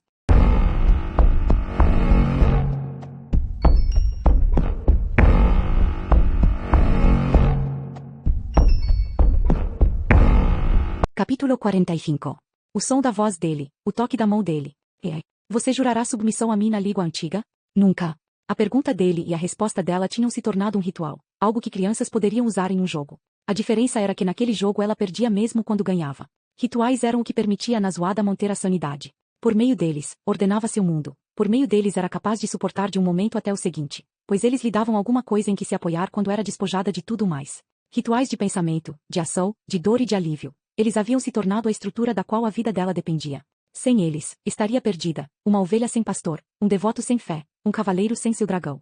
Infelizmente, aquele ritual particular sempre terminava da mesma forma, com mais um toque do ferro. Ela gritou e mordeu a língua, o sangue encheu sua boca. Tossiu, tentando limpar a garganta, mas havia sangue demais e começou a sufocar. Os pulmões arderam pela falta de ar e as linhas no teto ondularam e se tornaram obscuras. E então a memória dela cessou e não houve nada, nem escuridão. Mais tarde, Galbatorix falou com ela ao aquecer os ferros. Isso também havia se tornado um de seus rituais. Ele havia curado a língua de Nazuada, pelo menos, ela achava que tivesse sido ele, e não Murtag, pois, como ele dissera, não seria aceitável se você não pudesse falar, não é mesmo? De que outra maneira eu saberia quando você estiver pronta para me servir? Como antes, o rei estava sentado à direita dela, bem no limite de seu campo de visão, onde tudo que podia ver dele era uma sombra orlada de dourado, sua forma parcialmente escondida sob uma capa longa e pesada. Conheci seu pai quando era o administrador da propriedade principal de Induriel, informou Galbatorix. Ele lhe contou? Nazuada estremeceu e fechou os olhos, sentindo as lágrimas escorrerem. Detestava ouvi-lo falar. A voz dele era poderosa demais, sedutora demais. Dava-lhe vontade de fazer o que ele desejava só para poder mendigar algum elogio. Contou, murmurou ela. Na época, não prestei atenção nele. Por que teria prestado? Era um criado, ninguém importante. Induriel dava a ele um bocado de liberdade para administrar os negócios da propriedade. Liberdade demais, como se revelou. O rei fez um gesto de descarte, e a luz bateu em sua mão magra, feito garra. Induriel sempre foi permissivo demais. Seu dragão é que era esperto. Induriel apenas fazia o que ele mandava. Que estranha e divertida série de acontecimentos o destino nos arrumou. Pensar que o homem que cuidava de ver se minhas botas estavam bem engraxadas acabou por se tornar meu maior inimigo depois de Brawl. E agora aqui está você, filha dele, trazida de volta a Urubain e prestes a se tornar minha vassala como foi seu pai. Que irônico, não concorda? Meu pai quase matou Durza quando escapou, disse ela. Todos os seus encantamentos e juramentos não puderam detê-lo, do mesmo modo que não poderão me deter. Ela achou que Galbatorix talvez tivesse franzido a testa. Sim, isso foi uma infelicidade. Durza ficou um bocado decepcionado na época. Parece que ter uma família torna mais fácil mudar a identidade e o verdadeiro nome. E esse é o motivo pelo qual agora escolho meus criados domésticos apenas entre os estéreis e solteiros. Contudo, você está redondamente enganada se pensa que pode escapar. Só existem duas maneiras de sair do salão da profetisa. Uma é jurar fiel vassalagem e lealdade a mim, a outra é a morte. Então morrerei. Que falta de visão. A sombra dourada do rei se inclinou para ela. Você nunca pensou, Nazuada, que o mundo poderia ter sido muito pior se eu não tivesse derrubado os cavaleiros. Os cavaleiros mantinham a paz, disse ela. Protegiam toda a alagaisia da guerra, de pragas, das ameaças dos espectros. Em épocas de fome, eles traziam comida para os famintos. Como esta terra é um lugar melhor sem eles. Porque havia um preço agregado aos seus serviços. De todas as pessoas, você deveria saber que tudo neste mundo tem de ser pago, em ouro, em tempo ou em sangue. Nada deixa de ter seu preço, nem mesmo os cavaleiros. Especialmente os cavaleiros. Sim, eles mantinham a paz, mas também sufocavam as raças desta terra, os elfos e os anões na mesma medida que os humanos. O que sempre é dito em elogios quando os bardos lamentam a morte deles. Que seu reinado se estendeu por milhares de anos, e que durante essa tão louvada era áurea pouco mudou além dos nomes de reis e rainhas que sentavam satisfeitos e seguros no trono. Havia pequenos sustos, um espectro aqui, uma incursão dos Urgaus ali, uma escaramuça entre dois clãs de anões por causa de uma mina em que ninguém, exceto eles, estava interessado. Mas, de maneira geral, a ordem das coisas permaneceu exatamente a mesma de quando os cavaleiros ganharam proeminência. Ela ouviu o tilintar de metal contra metal. Murtag atiçava os carvões no braseiro. Desejou poder ver o rosto dele, de modo a avaliar sua reação às palavras de Galbatorix, mas como de hábito ele se mantinha de costas, olhando fixo para os carvões. A única hora que Murtag lhe dirigia o olhar era quando tinha de encostar o metal incandescente na sua carne. Ela desconfiava de que esse fosse o ritual particular de Murtag e que precisasse tanto dele quanto ela dos dela. Galbatorix continuou a falar. Isso não lhe parece a pior das coisas, Nazuada? A vida é mudança. No entanto, os cavaleiros a suprimiram de tal maneira que a terra ficou mergulhada em um sono intranquilo, incapaz de sacudir as correntes que a prendiam, incapaz de avançar ou recuar conforme a natureza planejara, incapaz de se tornar algo novo. Vi com meus próprios olhos os pergaminhos nos cofres de Vroengard e aqui, nos cofres de Lireia, que detalhavam as descobertas, mágicas, mecânicas e de todas as esferas da filosofia natural. Descobertas que os cavaleiros escondiam porque temiam o que poderia acontecer se tais coisas se tornassem de conhecimento público. Os cavaleiros eram covardes presos a um modo de vida antigo e a um modo de pensar antigo, determinados a defendê-lo até o último suspiro. A tirania deles era gentil, mas ainda assim uma tirania. E você acha mesmo que assassinato e traição eram a solução? Perguntou ela, sem se importar que ele a punisse por isso. Ele riu, parecendo sinceramente achar graça. Quanta hipocrisia! Você me condena exatamente pelo que pretende fazer. Se pudesse, me mataria aqui onde estou sentado sem hesitar, como se eu fosse um cão raivoso. Você é um traidor, eu não. Eu sou o vencedor. No final, nada mais importa. Não somos tão diferentes quanto você pensa, na zoada. Você quer me matar porque acredita que minha morte seria melhor para a Lagaisia, e porque você, que é quase uma criança, acredita que poderia fazer melhor do que eu no governo do Império. Sua arrogância faria com que outros a desprezassem. Mas não eu, pois compreendo. Peguei em armas contra os cavaleiros exatamente pelos mesmos motivos, e estava certo ao fazê-lo. A vingança não teve nenhum papel nisso, ela teve a impressão de vê-lo sorrir. Pode ter me fornecido a inspiração inicial, mas nem ódio nem vingança foram meus motivos orientadores. Eu estava incomodado pelo que os cavaleiros haviam se tornado e convencido, como ainda estou, de que só quando eles tivessem desaparecido poderíamos florescer como raça. Por um momento, a dor dos ferimentos tornou impossível para ela falar. Conseguiu apenas sussurrar: se o que diz é verdade, e não tenho nenhum motivo para acreditar em você, mas se for, você não é melhor que os cavaleiros. Você saqueou as bibliotecas deles e reuniu todas as reservas de conhecimento que possuíam, e até agora não dividiu com ninguém nada desse conhecimento. Galbatorix se moveu para mais perto dela, e ela sentiu sua respiração sobre a orelha. Fiz isso porque, espalhadas em meio aos seus segredos acumulados, encontrei sugestões de uma verdade maior, uma verdade que poderia oferecer resposta para uma das questões mais complexas da história. Um arrepio desceu pela coluna dela. Que questão? Ele se reclinou de volta na cadeira e puxou a beira da capa. A questão de como um rei ou rainha pode fazer cumprir as leis que promulga quando entre seus súditos existem aqueles que podem usar magia. Quando percebi a que as sugestões aludiam, deixei de lado tudo mais e me dediquei a procurar essa verdade, essa resposta, pois sabia que era de importância primordial. Foi por isso que guardei para mim os segredos dos cavaleiros. Tenho estado ocupado com minha busca. A resposta para esse problema precisa ser encontrada antes que eu torne conhecidas quaisquer das outras respostas. O mundo já é um lugar tumultuado, e é melhor acalmar as águas antes de agitá-las mais uma vez. Levei quase 100 anos para encontrar a informação de que precisava. Agora que a tenho, eu a usarei para reformular toda a Lagaisia. A magia é a grande injustiça do mundo. Não seria tão injusta se a habilidade só ocorresse entre os fracos, pois seria uma compensação para aquilo de que a sorte ou as circunstâncias os havia privado, mas não é. Os fortes têm a mesma probabilidade de poder fazer uso de magia, e por meio dela conquistam mais. É preciso apenas olhar para os elfos para ver que é verdade. O problema não se limita aos indivíduos, ele também assola as relações entre as raças. Os elfos têm mais facilidade do que nós de manter a ordem dentro da sociedade, pois quase todo elfo pode usar magia, portanto, menos deles estão à mercê uns dos outros. Nesse aspecto, são afortunados, mas o mesmo não é verdade para nós, para os anões ou mesmo para os malditos Urgaus. Só podemos viver aqui na Lagaisia porque os elfos permitiram. Se quisesse poderiam ter nos varrido da face da terra com a mesma facilidade que uma enchente varre um formigueiro. Mas já não é mais assim, não enquanto eu estiver aqui para me opor ao poderio deles. Os cavaleiros nunca teriam permitido que eles nos matassem ou nos expulsassem. Não, mas enquanto os cavaleiros existiram dependíamos da boa vontade deles, e não é correto depender dos outros para nossa segurança. Os cavaleiros começaram como meio de manter a paz entre os elfos e os dragões, mas no final o propósito principal deles se tornou manter o primado do Estado de Direito na Terra. Entretanto mostraram-se insuficientes para cumprir a tarefa, do mesmo modo que meus feiticeiros, os Mão Negra. O problema é muito amplo para que um único grupo possa combatê-lo. Minha vida é prova disso. Mesmo se houvesse um grupo de feiticeiros habilidosos o suficiente para vigiar todos os outros feiticeiros da Lagaisia, prontos para intervir ao menor sinal de maldade, ainda dependeríamos exatamente daqueles cujos poderes buscamos restringir. Em suma, a Terra não estaria mais segura do que está agora.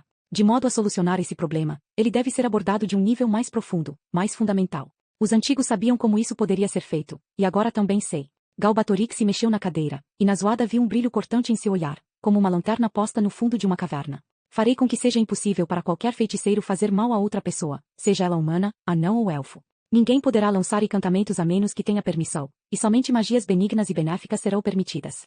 Mesmo os elfos serão limitados por esses preceitos, aprenderão a medir cuidadosamente suas palavras ou a não falar. E quem concederá a permissão? Perguntou ela. Quem decidirá o que é permitido e o que não é? Você? Alguém tem de decidir. Fui eu que descobri o que era necessário, eu que descobri o meio, portanto serei eu responsável por colocá-lo em execução. Você zomba de mim?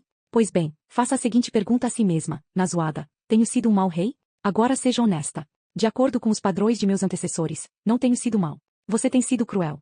Não é a mesma coisa. Você liderou os Varden, compreende os fardos da liderança. Com certeza percebeu a ameaça que a magia representa para a estabilidade de qualquer reino.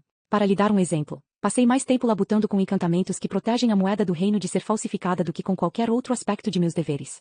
Sem dúvida existe um feiticeiro em algum lugar que descobriu um modo de driblar minhas proteções e que está ocupado fazendo sacas de moedas de chumbo com as quais enganará igualmente nobres e plebeus. Por que mais você pensa que tenho sido tão cuidadoso em restringir o uso de magia em todo o Império? Porque é uma ameaça a você. Não. É nisso que está absolutamente errada. Não é ameaça nenhuma para mim. Ninguém e nada é.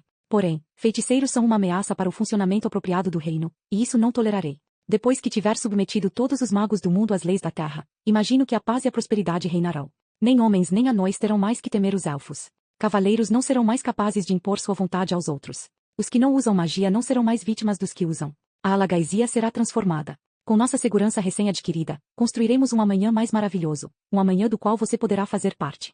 Seja minha serva, Nazuada, e terá a oportunidade de supervisionar a criação de um mundo como nunca existiu antes, um mundo em que um homem terá sucesso ou fracassará com base na força de seus membros e na perspicácia de sua mente, e não em se a sorte lhe concedeu habilidade com magia. Os homens podem fortalecer seus membros e muitos podem aprimorar a mente, mas nunca poderão aprender magia se tiverem nascido sem a habilidade. Como disse, a magia é a grande injustiça. Pelo bem de todos, e porei limite sobre todos os feiticeiros que existem. Ela olhou fixamente para as linhas no teto, tentando ignorá-lo. Muito do que ele dizia era bastante similar ao que ela própria pensava. Estava certo, a magia era a força mais destrutiva do mundo, e se pudesse ser regulada, a Alagaisia seria um lugar melhor. Ela detestava não ter havido nada para impedir Eragon. Azul. Vermelho. Padrões de cores entrelaçadas. O latejar de suas queimaduras. Ela se esforçou desesperadamente para se concentrar em algo que não fosse nada. Lá o que fosse que ela estivera a ponto de pensar não era nada, não existia. Você me chama de mal, perverso. Amaldiçoa meu nome e procura me derrubar. Mas lembre-se, Nazuada, não fui eu quem começou esta guerra, e não sou responsável por aqueles que perderam a vida devido a ela. Eu não quis isso. Você quis. Eu teria ficado contente em me devotar aos meus estudos, mas os Varden insistiram em roubar o ovo de safira de meu tesouro. Você e os seus são responsáveis por todo o sangue e sofrimento que se seguiram. Afinal, são vocês que promovem desordens pelo reino, incendiando e pilhando como bem lhes agrada, não eu. A despeito disso, você tem a audácia de afirmar que eu estou errado. Se entrasse nos lares dos camponeses, eles lhe diriam que são os Varden que mais temem. Falariam sobre como procuram meus soldados em busca de proteção e como esperam que o Império derrote os Varden e as coisas voltem a ser como eram. Nazuada umedeceu os lábios. Apesar de saber que a ousadia poderia lhe custar caro, disse, parece-me que você protesta demais. Se o bem-estar de seus súditos fosse sua principal preocupação, teria voado para enfrentar os Varden semanas atrás em vez de permitir que um exército perambulasse à solta dentro de suas fronteiras. Isto é, a menos que não esteja tão seguro de sua força quanto parece estar. Ou será que teme que os elfos tomem Urubai enquanto estiver fora? Como havia se tornado seu hábito, ela falou dos Varden como se não soubesse mais a respeito deles do que qualquer pessoa comum no Império. Galbatorix se mexeu, e Nazuada percebeu que ele estava pronto para responder, mas ela ainda não havia acabado. O que diz dos Urgaus? Não pode me convencer de que sua causa é justa quando é capaz de exterminar uma raça inteira para aliviar seu sofrimento por causa da morte de seu primeiro dragão. Você não tem resposta para isso, quebrador de juramentos? Fale-me dos dragões. Explique por que matou tantos que condenou a raça deles a uma lenta e inevitável extinção. Finalmente, explique o tratamento cruel que deu ao Zeldunari que capturou. Com raiva, ela se permitiu um escorregão. Você os corrompeu, violou e acorrentou à sua vontade. Não há nada de correto no que você faz, apenas egoísmo e uma fome de poder insaciável. Galbatorix a contemplou em silêncio por um longo e desconfortável momento. Nazuada viu a silhueta dele se mover ao cruzar os braços. Creio que os ferros já devem estar bastante quentes agora. Murtak, por favor. Ela cerrou os punhos, cravando as unhas na pele. Seus músculos começaram a tremer, apesar do esforço para mantê-los imóveis. Um dos ferros arranhou contra a beira do braseiro enquanto Murtago puxava. O rei se virou para encará-la. Nazuada não pôde se impedir de olhar fixamente para a polta de metal incandescente. Olhou nos olhos de Murtag, viu a culpa e a repugnância por si mesmo que eles continham.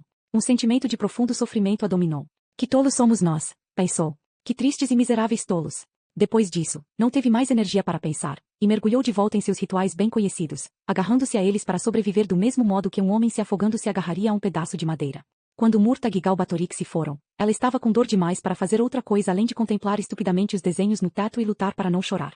Suava e tremia ao mesmo tempo, como se tivesse febre. Achava impossível se concentrar em algo por mais de alguns segundos. A dor de suas queimaduras não cedia como teria feito se tivesse sido cortada ou ferida. O latejar parecia ficar pior com o passar do tempo. Fechou os olhos e se concentrou em tornar mais lenta a respiração e acalmar o corpo. Da primeira vez que Murtag e Galbatorix tinham-na visitado, fora muito mais corajosa.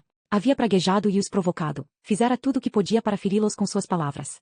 No entanto, Galbatorix usara Murtag para fazê-la sofrer por sua insolência, e ela logo havia perdido o gosto pela rebelião aberta. O ferro a tornava tímida, até a lembrança dele a fazia querer se enroscar como uma pequena bola bem apertada. Durante a segunda e mais recente visita, ela falará o menos possível até seu imprudente rompante final. Buscará testar a afirmação de Galbatorix de que nem ele nem Murtag mentiriam para ela. Fez isso ao lhes fazer perguntas sobre o funcionamento interno do Império, acerca do que seus espiões tinham-lhe informado, mas que Galbatorix não tinha razão para crer que ela soubesse.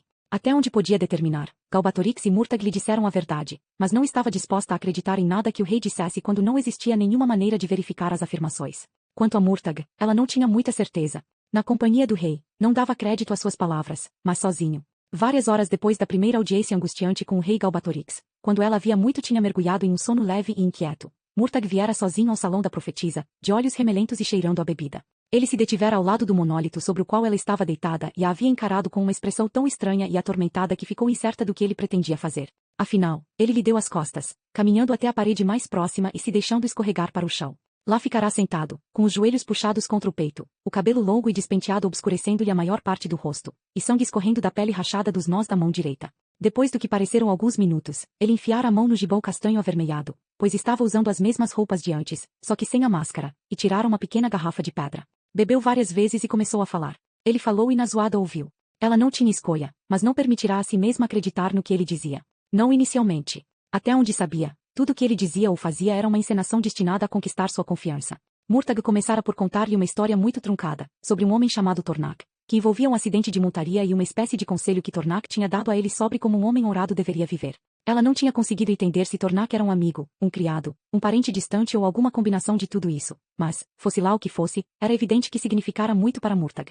Quando concluiu a história, Murtagh disse: Galbatorix ia mandar matá-la. Ele sabia que Elva não a estava guardando como de costume, por isso entendeu ser essa a ocasião perfeita para mandar assassinar você. Só descobri sobre o plano dele por sorte. Calhei de estar com ele quando deu as ordens ao Mão Negra. Murtagh sacudiu a cabeça. É tudo minha culpa. Eu o convencia, em vez disso, mandar trazê-la aqui. Ele gostou da ideia. Sabia que você atrairia Eragon muito mais depressa. Foi a única maneira que encontrei de impedir que ele a matasse. Perdão-me. Perdão-me. E ele apertou a cabeça nos braços. Eu preferiria ter morrido. Eu sei, disse ele com a voz rouca. Você me perdoará? Ela não respondeu. A revelação apenas a deixará mais inquieta. Porque ele se importaria de salvar sua vida. O que esperava em troca? Murtagh não disse mais nada por algum tempo. Depois, por vezes chorando e noutras falando enfurecido, contou-lhe sobre sua criação na corte de Galbatorix, a desconfiança e a inveja que havia enfrentado por ser filho de Morzan, sobre os nobres que procuravam usá-lo para ganhar os favores do rei e a falta que sentia da mãe, de quem mal se lembrava. 2 vezes ele mencionara Eragon e o amaldiçoara por ser um tolo favorecido pela fortuna. Ele não teria se saído tão bem se nossos lugares tivessem sido invertidos. Mas nossa mãe escolheu levar Eragon para Carvajal, e não a mim. Cuspiu no chão. Nazuada considerou todo o episódio piegas e cheio de autopiedade, e as fraquezas dele não fizeram nada senão inspirar-lhe desprezo, até que ele lhe contou como os gêmeos o tinham sequestrado de Farterdur, como o tinham maltratado no caminho para Urubain e como Galbatorix o dobrara depois que chegaram. Algumas das torturas que descreveu eram piores que as delas, se fossem verdade, inspiravam-lhe uma ligeira simpatia pelo tormento dele. Thor foi minha ruína, finalmente confessara Murtagh. Quando ele eclodiu para mim e formamos o laço eterno. Ele sacudiu a cabeça. Eu o amo. Como poderia não amar? Eu o amo como Eragon ama Safira. No momento em que o toquei, estava perdido. Galbatorix o usou contra mim. Thor foi mais forte do que eu. Nunca desistiu. Mas não suportei vê-lo sofrer, de modo que jurei fiel vassalagem e lealdade ao rei. E depois disso, os lábios de Murtagh se contraíram de repugnância. Depois disso, Galbatorix entrou em minha mente, descobriu tudo a respeito de mim e me ensinou meu verdadeiro nome. E agora sou dele. Para sempre. Ele apoiou a cabeça contra a parede e ela viu as lágrimas rolarem por sua face. Afinal, ele se levantou e andou em direção à porta, detendo-se ao lado dela e tocando-a no ombro. As unhas dele, ela reparou, estavam limpas e aparadas, mas nem de longe tão bem cuidadas como as do carcereiro. Murtagh murmurou algumas palavras na língua antiga. Um momento depois a dor dela desapareceu, embora os ferimentos parecessem os mesmos de antes. Enquanto ele afastava a mão, ela disse: Não posso perdoar, mas posso compreender. Diante disso, ele assentiu, afastando-se cambaleante e deixando-a a se perguntar se tinha um novo aliado.